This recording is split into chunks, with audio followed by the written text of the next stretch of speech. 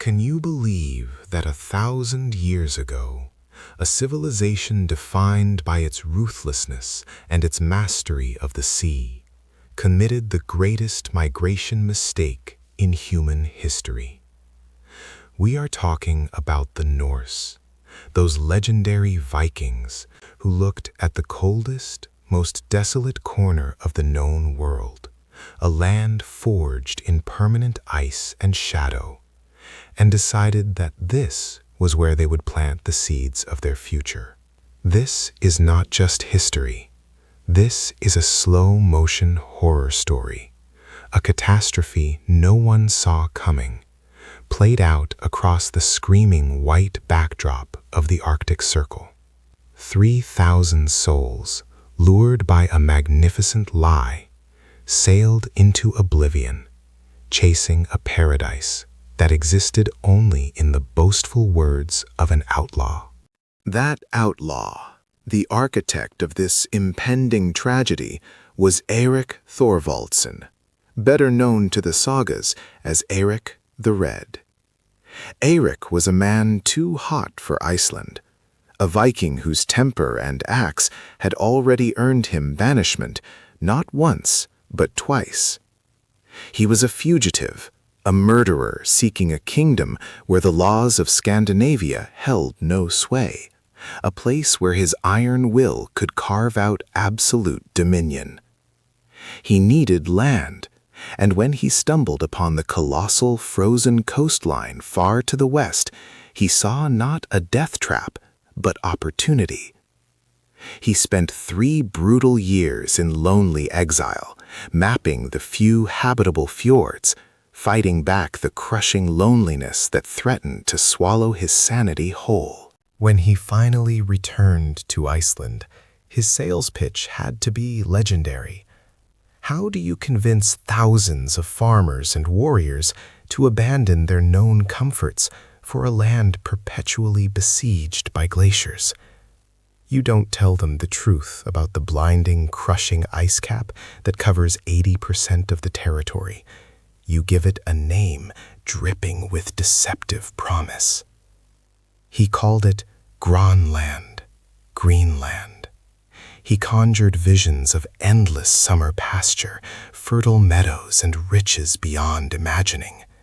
It was a marketing masterstroke, a colossal, magnificent lie that appealed directly to the desperation of land-hungry Norsemen struggling against Iceland's marginal conditions. And they believed him. They absolutely swallowed the bait, hook, line, and sinking longship. Around 985 CE, a massive fleet of perhaps 25 ships set sail, loaded with livestock, tools, true believers, convinced they were heading to a second chance, a promised land.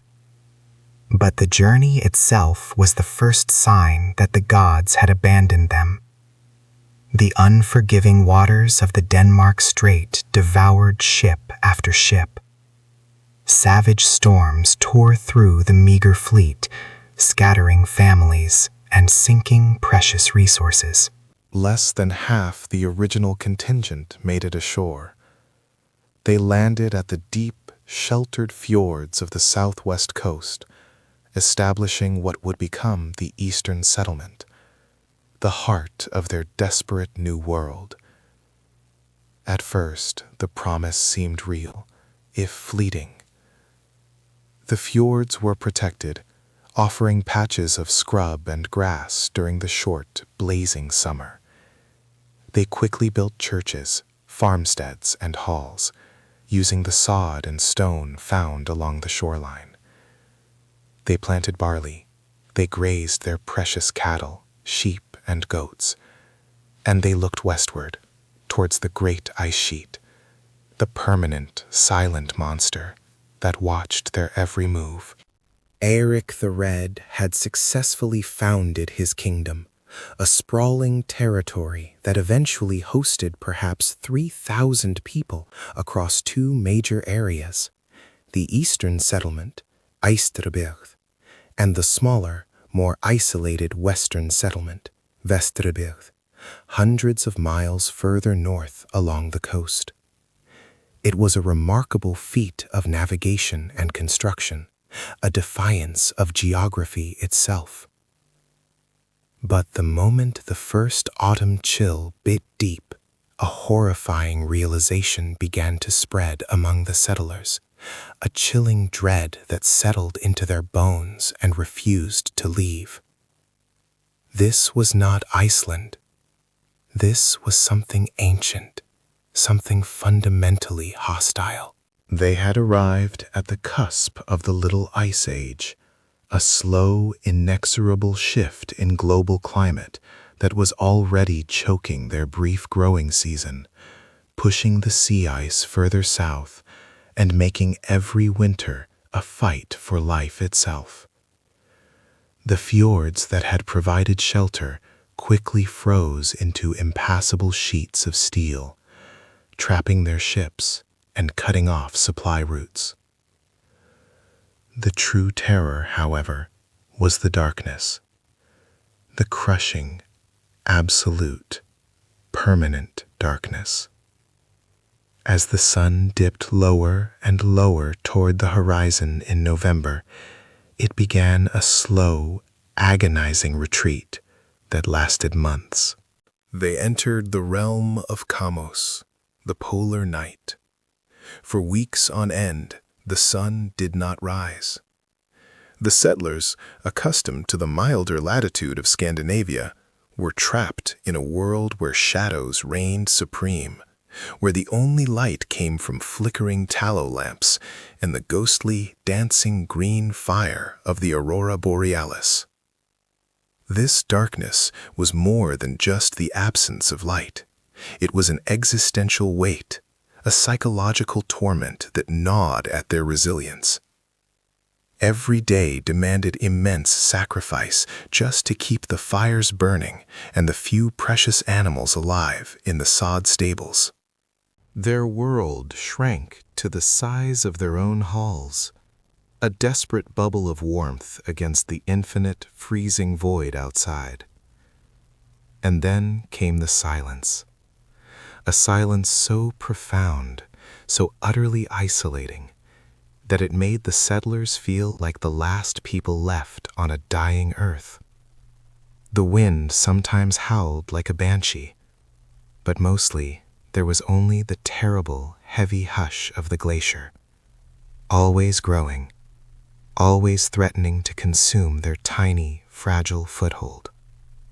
They had traded their comfortable lives for this, a land that promised green but delivered only a terrible, blinding white. The long, slow nightmare of Greenland had just begun, and the question wasn't if they would survive, but how long it would take the Arctic to finally claim its due. And the Norse had no idea that they were not alone in this landscape, or that their own pride had just set the clock ticking on their final, dramatic disappearance from history. This is the story of the Greenland settlers, and how the world forgot they ever existed.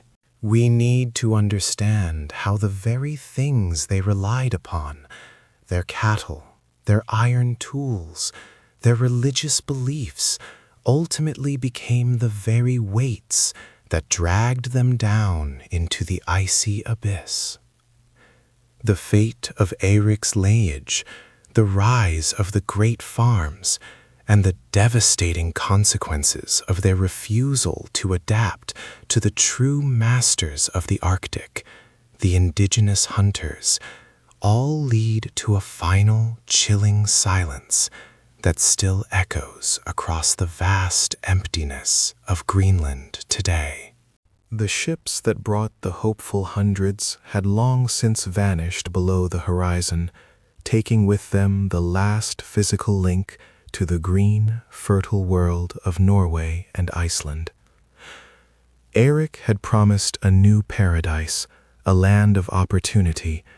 Yet, as the late summer days bled into a terrifying, accelerated autumn, the settlers felt the cold hand of isolation grip their throats like an iron vice. The very air seemed thinner, heavier with consequence. They were marooned on a colossal island that was 80% solid, unyielding ice, a geological tombstone masquerading as a new homestead. And then came the first true test, the moment the illusion of Greenland shattered entirely, the descent into the long, howling darkness of the Arctic winter. The sun began its slow, inevitable retreat. Imagine the terror of the Scandinavian farmer, accustomed to long summer days and temperate fields, now watching the sun retreat lower, day after day, until it was nothing more than a faint, sickly orange stain on the southern horizon that refused to climb. This wasn't merely short days. This was the Black Gulf, the unending, crushing weight of permanent twilight that lasted for months, driving men mad with despair and fear. The world became a claustrophobic cage of howling wind and bone-shattering cold, forcing families to huddle within thick turf houses designed for temporary shelter, not for long-term survival against elemental fury. The physical suffering was horrific, yet it was nothing compared to the slow, creeping psychological attrition that devoured their hope and eroded their will to live. Eric the Red, always the magnificent orator, the master of persuasive exaggeration, found his voice weakening as the reality of the soil set in. His vision required sheep and cattle to graze freely, to provide the wealth that would make his colony thrive and attract more desperate souls. But the earth itself fought back, with silent, brutal efficiency, a rebellion of the land against foreign seed. They had brought European farming methods, the familiar plow, the ingrained knowledge of rotational grazing inherited from generations of Norse farmers. These cherished tools were worse than useless here. They were a death sentence. The thin, delicate topsoil, covering the permafrost, the eternally frozen ground, could barely support the meager grasses they needed. Every single blade of precious feed consumed by the vast numbers of livestock was a direct subtraction from the colony's finite reserves, a countdown clock ticking towards mass starvation. They tried desperately to cut and cure the scrubgrass into hay, but the sheer volume needed to sustain hundreds of large animals through 6 months of relentless cold was fundamentally impossible to gather. The Norse had solved the problem of the open sea. They had sailed across the Atlantic and planted their flag. But they had not solved the problem of the dirt.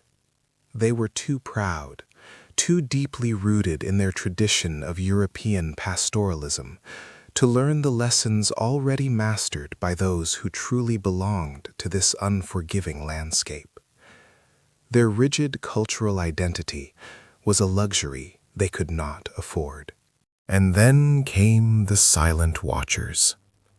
They had initially dismissed the rumors, the occasional sighting of small, fast kayaks gliding silently through the newly frozen fjords like phantoms.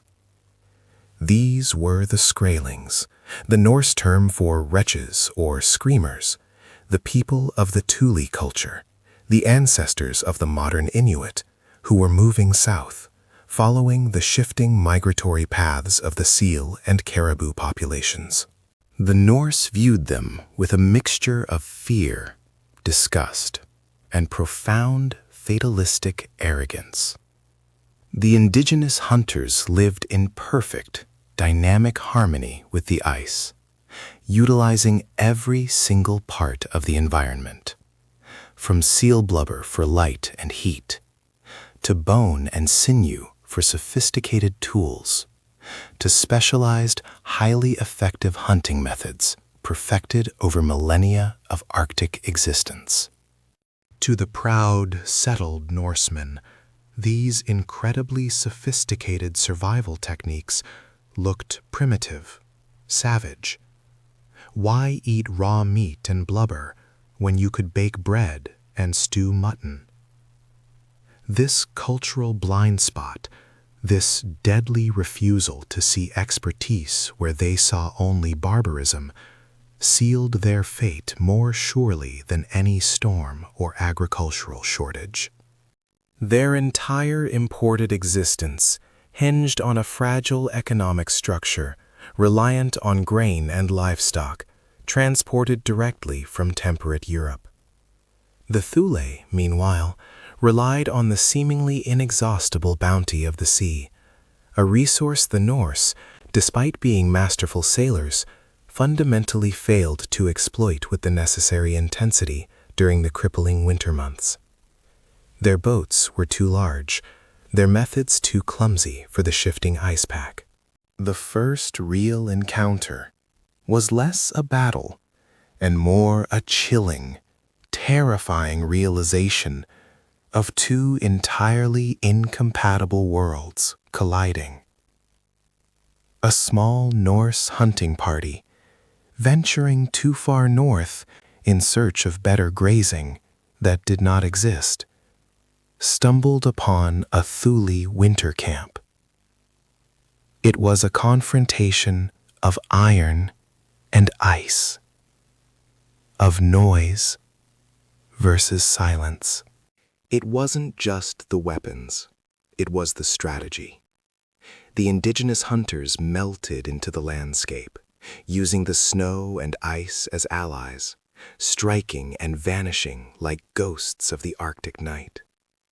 The Norse, encased in heavy wool and slow, clanking metal, were loud, exposed, and utterly vulnerable against this new, terrifying enemy that appeared and disappeared like a hallucination.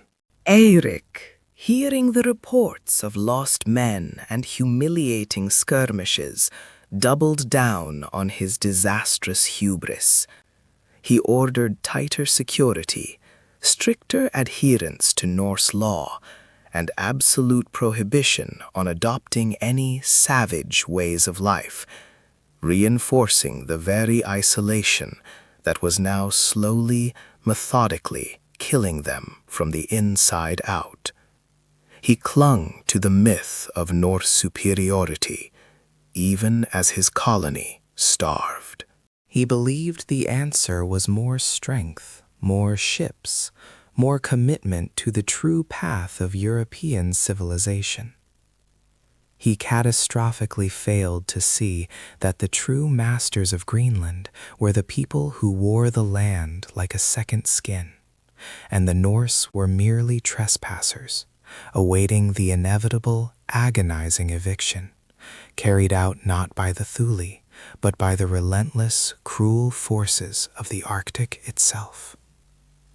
The darkness deepened, the ice solidified, and the descent continued. The darkness deepened, the ice solidified, and the descent continued. But the true horror was not the cold itself. It was the claustrophobic dread of living in a world defined by negation. The settlers had braced themselves for harsh conditions, but nothing could have prepared them for the psychological obliteration of the soul cloup. The long night where the sun was merely a rumor whispered in fading memory. Inside the massive long houses of Brattahlid and the scattered smaller settlements of the Eastern Settlement, the turf walls, once protective barriers, now felt like the crumbling sides of a shallow grave, constantly weeping moisture that froze into treacherous, slick sheets on the interior floor. The air was a toxic stew of unvented smoke from meager blubber lamps and the heavy, panicked breathing of hundreds of people huddled together for warmth. Disease, the silent, efficient killer of isolated communities, began to stir in the stagnant gloom, manifesting first as hacking coughs that echoed ominously in the dark. Eric the Red's authority, previously unassailable, began to suffer the slow erosion of hunger and fear. His promises of fertile land and easy prosperity now tasted like ashes in the mouths of his followers, who looked out upon a landscape that offered only rock, ice, and an immense, crushing silence. The critical failure lay in their fundamental resource management. The Norse were temperate zone farmers, dependent on grains, hay, and steady pasturage. The cattle and sheep they had painstakingly transported across the dangerous sea passage were rapidly becoming massive liabilities. These animals required constant fodder that the limited, frozen tundra simply could not provide in winter. Every bale of stored hay consumed by a starving cow was a portion of potential survival stripped from a human child. The painful reality dawned. The animals must be slaughtered early before they succumbed to starvation, forcing the settlers to rely entirely on dried meat far sooner than planned. This was a famine dictated by logistics, not necessarily availability, yet the outcome was the same, a ticking clock to starvation. Beyond food, the need for heat was existential. The small, scrubby willow and birch trees found in the most sheltered fjords were quickly exhausted. Their very lives now hinged upon rekavidr, the driftwood that periodically washed ashore, carried by the East Greenland current from distant, unknown forests. To retrieve this salvation, teams of men were forced out onto the treacherous, newly formed sea ice. This ice was a capricious, living thing, prone to sudden shifts, shattering flows, and hidden channels of freezing water. The risks associated with the driftwood collection were immense, yet without this fuel, the settlements would freeze solid within days, extinguishing the fires that defined their civilization. The settlers, weakened by the relentless gloom and an agonizing lack of vitamin D, a scourge manifesting as lethargy and bone pain, began to suffer profound psychological distress. The perpetual night blurred the distinction between days, weeks, and months, causing time itself to become a fluid, terrifying concept. Depression, paranoia, and intense cabin fever fueled savage arguments over the smallest portion of blubber or the warmest sleeping spot near the central hearth. Eric, attempting to maintain order, resorted to increasingly harsh measures, recognizing that social breakdown was as deadly as the creeping frost. He tried to enforce the old sagas, the laws of the thing, but the laws of the Arctic were far more immediate, demanding obedience not to man, but to cold. The greatest strategic failure was the inability to adapt to the only sustainable hunting economy, the marine mammal harvest. The Norse looked down upon the Thule people, the Skrællingar, for their seemingly primitive ways, for their complete reliance on the seal and the whale. Yet the Thule knew precisely how to survive this landscape. They were masters of the ice flow, using ingenious methods to locate and secure the vital seal beneath impossible conditions. The Norse hunting attempts were clumsy, brutal, and tragically unsuccessful. They relied on heavy axes and sheer manpower, where delicate knowledge and specialized harpoons were required. A single seal represented heat, light, clothing, and food, a total survival package.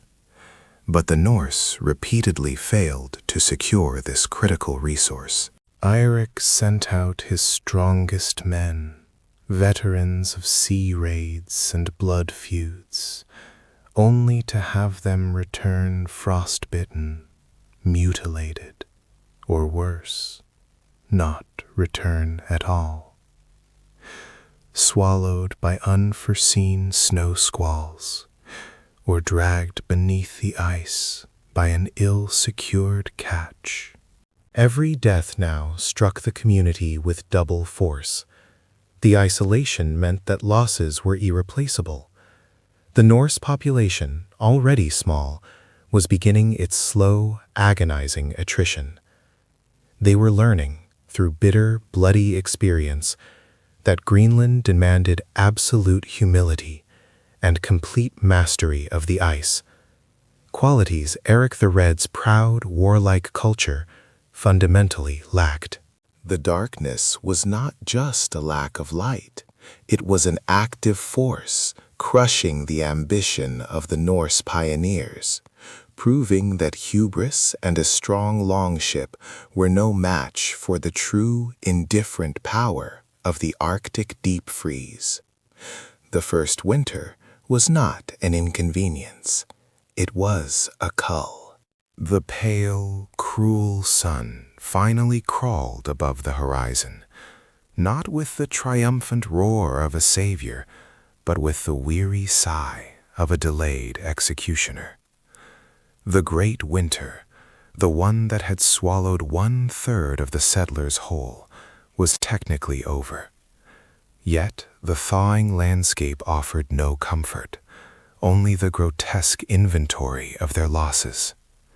The snow retreated, exposing the skeletal remains of livestock frozen mid-chew, the foundations of the meager huts crumbling into mud, and the terrifying realization that the ground beneath their feet was not soil, but permafrost, a permanent, unyielding monument to their folly. The air, previously a solid sheet of cold, now carried the heavy, metallic stench of decay, a constant reminder of the dead who lay too shallow beneath the icy crust for proper burial. The survivors, gaunt and hollow-eyed, emerged from their earthen burrows like specters, clinging to the desperate, almost mythological belief that the brief Arctic summer would replenish the coffers emptied by the great freeze. They looked to the sea, hoping for the bounty that Eirik had promised, praying the fjords would open up to a feast of seal and fish. But the bounty was a ghost. The few remaining hunters found the local seal populations already stressed and wary, driven deeper into the ice packs by the relentless Norse aggression. More critically, the settlers faced an enemy far more insidious than the cold itself, the utter, terrifying lack of metal. Every tool, every axe, every single iron nail was now a relic of a lost civilization, slowly oxidizing into useless rust in the damp, abrasive air. They had arrived with a finite supply, assuming trade would replenish the stores, an assumption that now seemed laughably naive on this isolated, frozen edge of the known world. Eric's carefully managed hoard of iron became the true currency, more valuable than gold or life itself, guarded by men whose loyalty was bought with the promise of a sharp edge, their fidelity hammered out on the anvil of starvation. The desperate need for iron forced them into brutal, medieval ingenuity. They began dismantling their own ships, the very vessels that represented their escape route, prying out the precious iron rivets and nails, effectively sawing off the branch they were sitting on, just to sharpen a carving knife or patch a broken plow. This act of self-cannibalization symbolized the psychological break. They were no longer pioneers looking forward, but desperate scavengers cannibalizing their past, destroying the future for the sake of the present moment. Eirik the Red, the magnificent architect of this colony, and the master manipulator who had painted this icy prison green, now walked among his people as a king whose kingdom was dissolving into salt spray and despair. His booming authority, once capable of bending men to his will, was being eroded by the persistent, undeniable fact of starvation. Whispers, sharp and icy, followed him everywhere. Whispers about the true nature of his banishment from Iceland. Whispers questioning his divine guidance, and dark predictions that their saga would end not in glory, but in a mass grave of ice and bone. The short, fierce summer demanded immediate action. Every hand was turned to the planting of barley, the single grain they hoped might defy the permafrost and yield some semblance of a harvest. They watched the ground with a religious fervor, counting the days of warmth as if they were beads on a lifeline. But the soil, thin and poor, warmed only superficially, offering a meager 2-inch crust of life above the permanent ice below. The growing season was a cruel joke, a brief flash of heat followed by an early, paralyzing frost that struck in August with the sickening finality of a sledgehammer. The meager shoots, barely reaching maturity, were instantly blighted, turning the potential harvest into a field of brittle, useless straw. Their hopes turned to dust before their eyes. The realization settled like a shroud. They would face the next winter not just weakened, but fundamentally empty. There would be no stores of grain, no new fodder for the dwindling cows whose milk was the last hope for the children, and definitely no respite from the gnawing hunger that stalked their campfires. The famine drove a wedge between the communities. The main settlement, Bratalid, became a tense choke point where resources were hoarded and shared grudgingly, fostering suspicion and internecine strife among families who had once sailed together in camaraderie. Recognizing that the immediate area was now utterly depleted, Eirik made a pivotal, desperate decision to send scouting parties further north into the regions he had barely explored, seeking new, unexploited hunting grounds. This was the genesis of the Vestradigd, the West Settlement, a perilous push hundreds of miles up the western coast, far beyond the comfortable reach of the eastern settlement's fjords. This wasn't colonization fueled by ambition.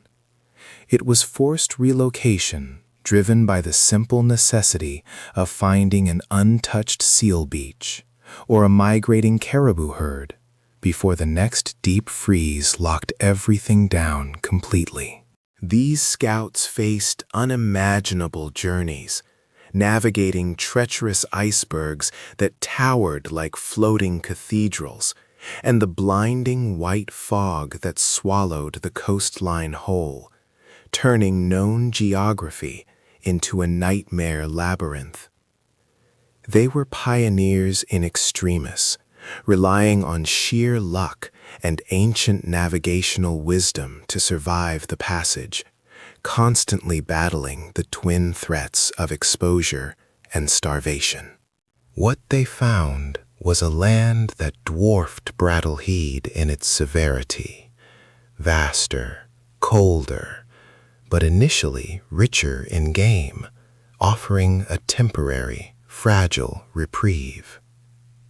This resource-rich but infinitely more isolated western arm of the colony became the desperate lifeboat for the families who knew they would not survive another winter in Eric's original, depleted eastern settlement, drawing away the strongest, leaving the vulnerable behind. The settlement fractured, split by distance and desperation. Those who stayed at Brattleheed watched the days grow shorter, the sun sinking lower on the horizon with unnerving speed, promising the return of the 6-month night that had so savagely culled them before. They calculated their remaining dried fish and sealskin ropes, weighing the lives they could sustain against the lives they could not, preparing for the impossible calculations of who would eat and who would starve. The lessons of the first winter were now etched into their bones, a terrifying syllabus of survival. Iron rusts, grain dies, and ambition freezes. They braced themselves, knowing that this second plunge into the Arctic abyss would separate the merely stubborn from the truly damned, finalizing the deadly census started just 1 year prior. The second winter slammed into the eastern settlement, not with a gentle dusting of snow, but with the brutal, throat-closing violence of a trapped beast. The temperature plummeted with an unnatural speed, driving the frost deep into the very foundations of the turf longhouses and turning the life-giving fjord into a vast, unyielding slab of slate-gray ice. The thin, brittle shell of hope that had sustained the settlers through their first staggering losses had finally shattered, replaced by the grim, heavy certainty of inescapable isolation.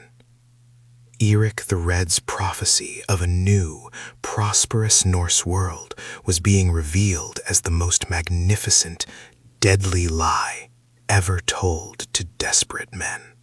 They had planted the rye, the barley, the staple grains of their ancestral homelands, believing the coastal soil would yield to their will. They tilled it with back-breaking labor, trusting in the gods and the robust seed they had carried across the ocean. But the harvest was a cruel joke. Stunted, yellowed stalks, yielding kernels barely large enough to feed the rats, let alone the dozens of hungry mouths watching the ever-dwindling stores in the pantries. Eric, the exiled king of this frozen domain, stood amidst the agricultural failure and finally understood the profound error in his hubris. The land was rejecting them. The shallow, acidic peat and the permafrost lurking just inches beneath the surface were not the rich black earth of Norway. They were a geological booby trap, specifically designed to starve the uninitiated. The deficiency diseases, those invisible assassins that targeted the very marrow of their bones, began to manifest violently. Their livestock, the precious foundation of their capital, suffered first. The sheep, essential for wool and meat, developed debilitating joint ailments. And the grass, though green, was revealed to be mineral poor, a chemical poison slowly killing their flocks from the inside out. The desperate slaughter began long before the Yule celebrations, a necessity of triage rather than tradition. Every cow, every goat showing the slightest sign of weakness was dragged to the block, their meager, vital fat rendered down immediately for the lamps that pushed back the soul-crushing darkness. The rhythmic clang of the axes across the settlement was no longer the sound of industry. It was the morbid, accelerating heartbeat of despair, marking the rapid consumption of their future. These were not the sounds of building a colony, but of dismantling it for parts.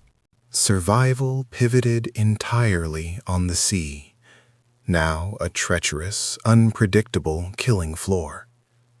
The longships, already battered by the initial crossing, were pushed further into the lethal pack ice, seeking the whales and the ringed seals whose blubber was the only true hedge against starvation.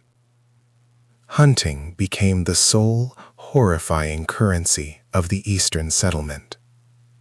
But the Arctic beasts followed migratory patterns the Norse had not yet mastered, leaving the hunters to gamble their lives against the sudden, monstrous force of the shifting ice floes.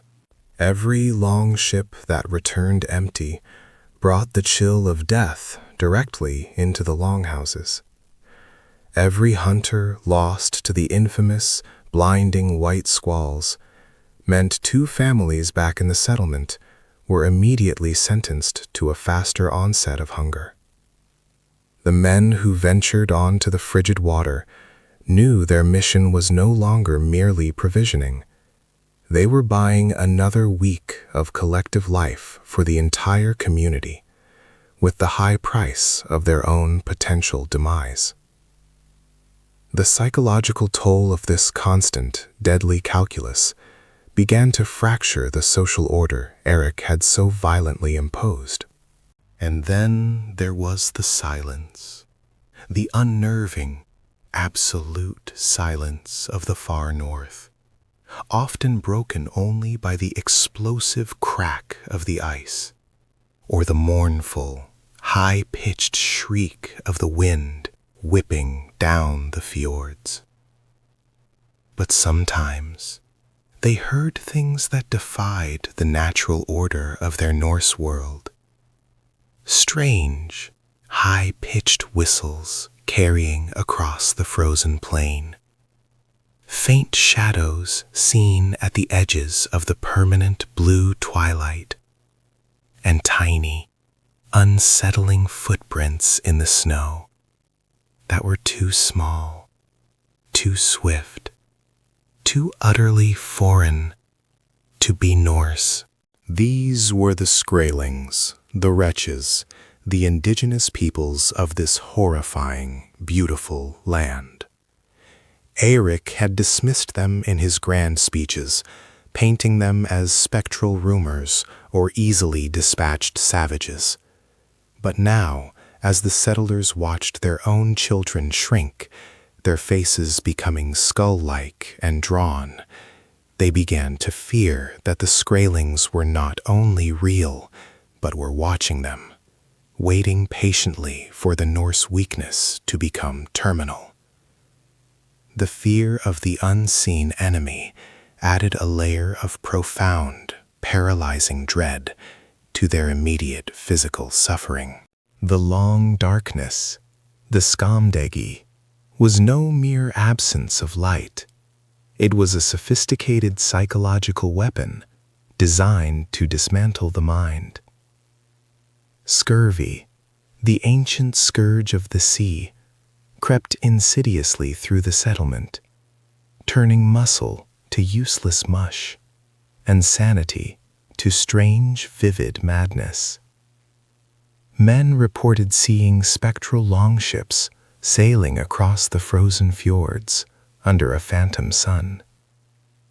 Women wept ceaselessly, mourning children they had lost on the initial crossing, and those they knew with icy certainty would not survive the coming spring. Eric tried desperately to maintain order through sheer force of personality, delivering booming, thunderous sermons about the glory of Valhalla and the unforgivable weakness of spirit.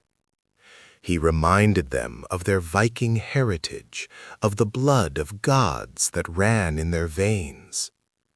But even his powerful voice began to sound hollow and desperate against the terrifying, undeniable truth echoing in the empty, starving stomachs of his people.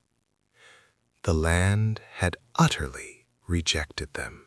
They were not pioneers or glorious founders. They were prisoners of a frozen, fatal mistake, trapped by the iron grip of the Arctic winter. The second winter was ruthlessly peeling away the layers of civilization, revealing the desperate animal core underneath, where the only effective law was immediate survival, and the only true God was the next flickering, warming fire.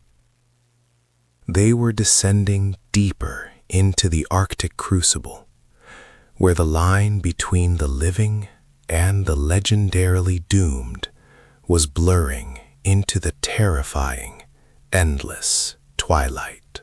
The price of Eric's hubris was being paid, not in gold, but in the slow, agonizing extinction of his followers. The price of Eric's hubris was being paid, not in gold, but in the slow, agonizing extinction of his followers. The agony of the followers was not a swift, honorable death in battle. It was the slow, chilling realization that the very ground beneath their turf houses was actively conspiring against them. Eirik had promised a new Norway, a fertile haven, but what they received was a geological betrayal, miles deep and centuries old, a promise made of frozen stone. The long-sought freedom from political strife in Iceland was traded for the absolute, crushing tyranny of ice, a monarch far more ruthless and inescapable than any petty jarl they had fled, demanding tribute in blood and sanity. The air itself grew thin and brittle, smelling perpetually of stale smoke, unwashed bodies, and the heavy, metallic scent of fear.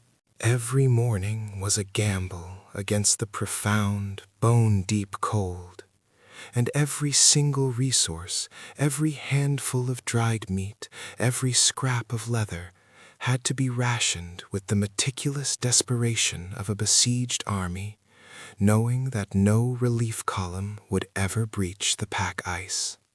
The settlers of Brattahlid and the Eastern Settlement were not merely surviving, they were enduring a calculated environmental siege laid down by the very planet itself, a battle they were genetically and technologically doomed to lose. The short, fierce summer had been a beautiful lie, a momentary reprieve, before the Arctic darkness clamped down with permanent, murderous intent. The meager fields around Brattahlid, scraped together with desperate energy during the fleeting light months, had yielded nothing more than a pathetic, frost-bitten mockery of a harvest. The thin, acidic soil, barely thawed past the surface crust, was incapable of supporting the robust grain that formed the bedrock of Norse survival back in the homeland. Every attempt to plant the familiar barley, the sacred staff of life, resulted only in shriveled, stunted stalks, a visual testament to the colony's inevitable starvation, a sign of the land's ultimate rejection. This wasn't merely a poor yield. This was the Arctic slamming the door on their very genetics, denying the continuity of the Norse way of existence, forcing them to become something else, something desperate and savage, creatures of the frozen littoral. They were suddenly, terrifyingly, dependent entirely on the sea. But the sea demanded a terrible price for its bounty, challenging them with shifting, unpredictable ice formations that could crush a longship in seconds. The men, shivering and exhausted, were forced out onto the treacherous, shifting sea ice, battling waves that froze instantly upon contact with their boat hulls, turning simple fishing into an act of near-suicidal defiance. They hunted the enormous migratory seals and the monstrous walruses, not for glory or trade goods, but simply to keep the flame of life flickering for one more week, fighting beasts whose hides were thicker than oak planks. The blubber, the thick layer of fat they had once despised in Norway and Iceland, was now the most precious commodity, the irreplaceable fuel for their lamps, and the only reliable insulation against the cold that sought to penetrate their very bone marrow and stop their hearts.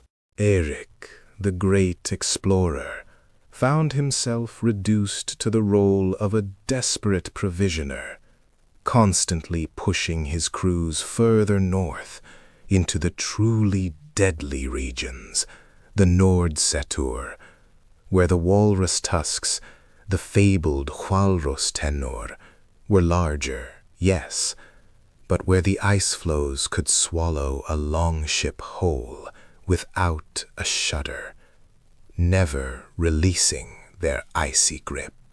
The pressure to deliver the precious ivory, the only product that might still buy them prestige and necessary iron from the distant motherlands, drove Eric to increasingly reckless decisions, risking the lives of his best hunters against impossible odds.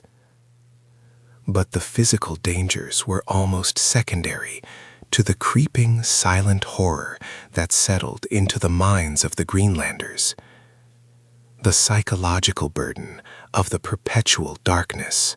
For months, the sun was a rumor, a memory of a distant golden age, replaced by a deep, impenetrable blue twilight that lasted 20 hours a day, distorting reality and fueling terrifying night terrors. The lack of light did more than just crush their spirits. It began to physically dismantle them, eroding their health and triggering a primal despair that seeped into their very faith. The air felt heavy with unspoken dread. Every cough in the dark, a possible harbinger of the plague that would sweep through the packed, unventilated longhouses. Whispers began to circulate, quiet at first, then hardening into accusations.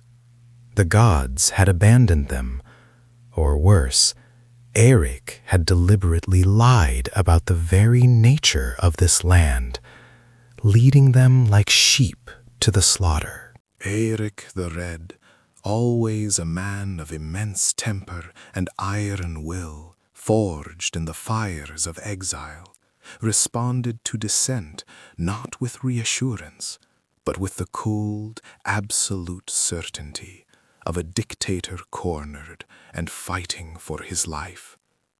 Any man who spoke of returning to Iceland, who dared to suggest abandoning the colony, was swiftly and brutally silenced, his name removed from the communal lists, his meager possessions confiscated and distributed among the loyal. Survival now hinged on blind, absolute obedience, and Eirik enforced that obedience with the raw, terrifying power of a man who knew he was responsible for hundreds of souls, and whose legendary pride could never, ever admit defeat. He had promised a lasting legacy, a saga written in stone and turf, and he would sacrifice every single man, woman, and child necessary to ensure that the final bloody chapter was written under his banner alone. The settlers were no longer pioneers of a new land. They were hostages in their own frozen empire, marching inexorably toward an unknown, icy enemy, hidden just beyond the edges of the perpetual gloom. A fate sealed by the vanity of one magnificent, doomed man. The wind did not merely blow across Eric's fjord. It screamed a high-pitched dirge, a banshee wail tearing through the sod roofs, built with the fatal optimism of men who thought stone and turf could defeat the true North. Eric's great vision, the one he had sold with such blinding confidence, was rotting faster than the last summer's meager hay crop, which now lay brittle and useless, a dusty monument to a failed agricultural dream. This was not Iceland, where the earth might stubbornly yield its bounty. This was the mouth of the Arctic itself, a carnivorous maw swallowing every scrap of European expectation. The settlements, designed for stability, were becoming pressurized tombs, sealing the fate of the 5,000 souls trapped within the eastern settlement's precarious network. The very air was a weapon, carrying the fine, pulverized ice known locally as Fimbulvetur dust, which seeped through every chink in the longhouse walls, turning comfortable homes into perpetually damp, freezing caves, where sleep was a struggle against hypothermia. The cold was a constant, debilitating presence, eroding morale and demanding a caloric output that their dwindling stores could no longer sustain with any reliability. The critical asset, the very backbone of Norse civilization, iron, was rapidly becoming a legend whispered around dying fires. Every nail, every axe head, every precious rivet had been carried across the unforgiving ocean, and now, without constant resupply or local smelting capabilities, those tools were grinding down to nothingness, becoming the priceless, irreplaceable relics of a better time. What did a Viking do when his axe shattered, when his plowshare bent beyond repair? He starved. He froze. He ceased to be a Viking and simply became prey to the landscape. But even more tragically tragic than the vanishing iron was the complete structural absence of proper timber. Eirik had promised a land of opportunity, yet the only trees were stunted dwarf willows, fit only for kindling a child's fire, offering no support against the relentless weight of the winter snows. The massive ships that had brought them, the revered Knerir, were being slowly, agonizingly cannibalized, plank by precious plank, to repair the collapsing roofs or build rudimentary storage sheds that might fend off the ubiquitous rats and opportunistic Arctic foxes.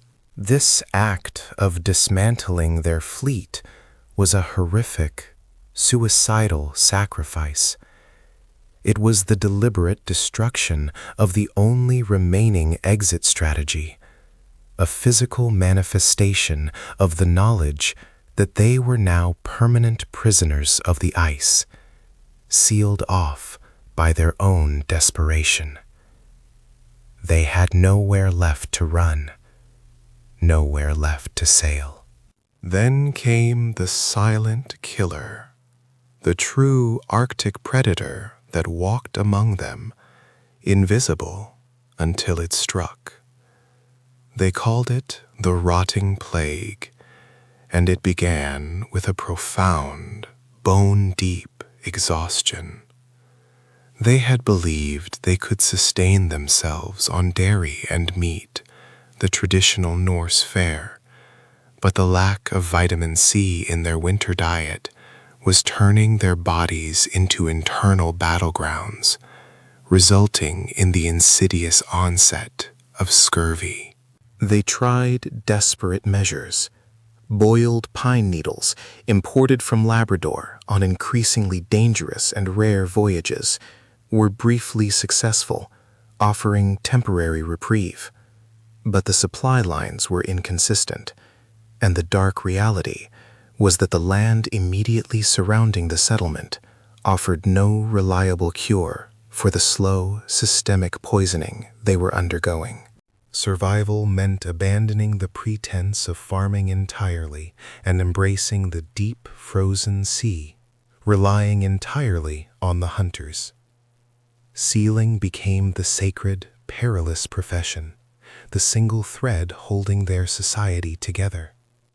The men had to venture further, past the deceptive safety of the fjords, onto the shifting, unpredictable floe ice, where a single misstep meant instant, unrecoverable death in the black, frigid water below. This forced expansion of their hunting grounds led to inevitable, chilling encounters. The Skraelings, the Dorset and Thule peoples, were ghosts of the ice, perfectly adapted to a world that was actively trying to kill the Norse. These indigenous hunters, moving silently and efficiently in their agile kayaks and utilizing sophisticated harpoon technology, possessed a mastery of the ice and the sea animal migrations that the heavy-handed Norse, with their massive longboats and ill-suited European methods, could never match. The Norse viewed them with a confusing mixture of contempt, fear, and a burning, desperate jealousy for their flawless survival mechanisms. Eirik, ever the proud, magnificent chieftain, whose hubris remained unbent even as his empire crumbled, strictly forbade any extensive sharing of knowledge or trade for survival secrets, seeing the Skraelings not as vital teachers, but as dangerous, unwelcome intruders on his promised land, a vanity that would cost countless lives. The winters blurred into one continuous, agonizing stretch, marked only by the growing tally of graves. The great hall, once a place of boisterous feasting and storytelling, became a somber echo chamber, filled with the constant low hum of anxiety and the sound of consumption and coughing. Even the strongest pillars of the community, the faithful priests and the revered elders, began to show profound cracks. They questioned the very gods they worshipped. If Odin and Thor truly favored the Norse, why had they delivered them to this spectacular, frozen annihilation? The failure was not just environmental, it was spiritual. They were paying the ultimate price for Eric's magnificent, self-serving lie. The silence of the Greenland night was the sound of history forgetting them, one frozen corpse at a time, leaving them marooned in an empire built entirely upon the ice and the failing ambition of a single doomed man. The glorious pastures Eric promised were now fields of permafrost, brittle and unforgiving, yielding nothing but disappointment, a bitter taste of failure that compounded the dread already gripping the settlement. The settlers were not just fighting the cold, they were fighting the very earth beneath them, which refused to sustain the life they desperately clung to, proving the name Greenland the cruelest joke ever conceived. The thin, scraped soil of the fjords, suitable only for the hardiest grasses, offered no respite to the European strains of barley and wheat they foolishly brought, crops that withered and died before they could even set seed, their annual hope vanishing into the early, brutal frosts of August. This was the first irrevocable truth. Agriculture was a myth here, and Eric's reliance on it was the first nail in the coffin of the entire colony. The true measure of the catastrophe was counted not in human lives, but in the sickening silence of the livestock pens. Cattle, dragged across the treacherous North Atlantic and representing the pinnacle of their wealth, required staggering amounts of winter fodder, fodder that simply did not exist beyond Eric's wildly optimistic projections and the meager yield of the hay meadows. The Norse had experienced long winters before, but nothing prepared them for the relentless, suffocating darkness of the Arctic skamdegi. This was not merely short days or long nights. It was an eternal, crushing twilight where the sun became a ghost, only briefly skimming the horizon before vanishing, leaving behind a world painted in shades of unforgiving blue and black, stretching hope thin until it snapped. This darkness didn't just chill the bones, it corroded the mind.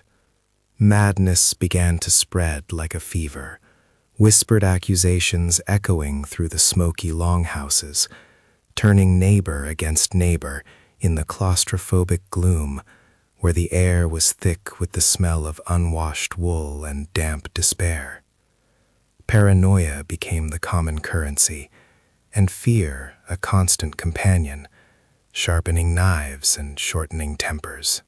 They had no name for the creeping sickness that stole the vitality of their strongest men. It was the disease of the dumbs, the silent assassin that turned muscle to weakness and hope to despair, striking down those who had managed to survive the initial onslaught of cold and hunger. Eric the Red, once the undisputed king of this frozen kingdom, found his authority dissolving like ice in a summer melt. The Thing, the traditional Norse assembly meant to uphold law and order, became a shouting match of terrified, starving men, a forum for betrayal rather than governance, where consensus died the moment one man realized he held a bigger piece of the communal rations. How do you enforce laws when the penalty for theft, starvation, is already the universal sentence? The social contract shattered against the reality of survival, replaced by the primal calculus of who deserved the last scrap of dried meat. and who was already marked by the dark gods for sacrifice. A terrifying realization dawned upon the scattered populace. The settlement was too dispersed. The original plan, designed for a lush Iceland with easy overland travel, scattered families across miles of deadly terrain, making communication impossible during the worst blizzards, and isolating them into vulnerable pockets of despair. This isolation was a death sentence, preventing unified action and allowing petty feuds over hunting territories or dwindling resources to fester into bloody confrontations, far from Eirik's reach and the nominal justice of the assembly. Every blizzard was a curtain drawn over potential murder and desperate looting. Their only viable lifeline, the one thing the land grudgingly offered, was the sea mammal hunt. The massive, brutal effort of sealing and whaling was the difference between life and immediate death. A gamble played out on the shifting, lethal edge of the pack ice. An environment tailor-made to destroy the clumsy, heavy Norse ships. These hunts were not glorious sagas. They were desperate, freezing expeditions where a single cracked kayak or a sudden shift in the ice meant being swallowed instantly by the black, crushing water. The ultimate price for blubber and warmth. A sacrifice offered to the hungry gods of the north. Yet even success was perilous. They had the seals, hauled back at tremendous cost, but they struggled to properly process the blubber. Without the adequate fuel or time to render the fat fully, precious resources spoiled quickly, rotting into unusable sludge, a gruesome visual reminder of their incompetence in this new, unforgiving environment. They were surrounded by potential fuel and food, yet dying because they lacked the specific technological adaptation, the deep, inherited wisdom of the people who already lived there, to utilize it. Burning valuable driftwood instead of the endless supply of oil trapped in the flesh of the seals. Eirik himself retreated further into the fortified isolation of Brattahlid, his grand manor now a cage built of stone and gilt. He watched the horizon, not for ships of rescue, but for the dark shadow of winter returning, knowing that every breath taken by his people was an indictment of his vanity and ambition. He had promised a paradise and delivered a tomb, and the ghost of his shame stalked the long halls, chilling the air colder than the Greenland wind. His legacy was no longer one of exploration, but of magnificent, world-ending failure, and the settlement was a time bomb, ticking down to the moment the internal pressures would explode, pulling everyone into the abyss.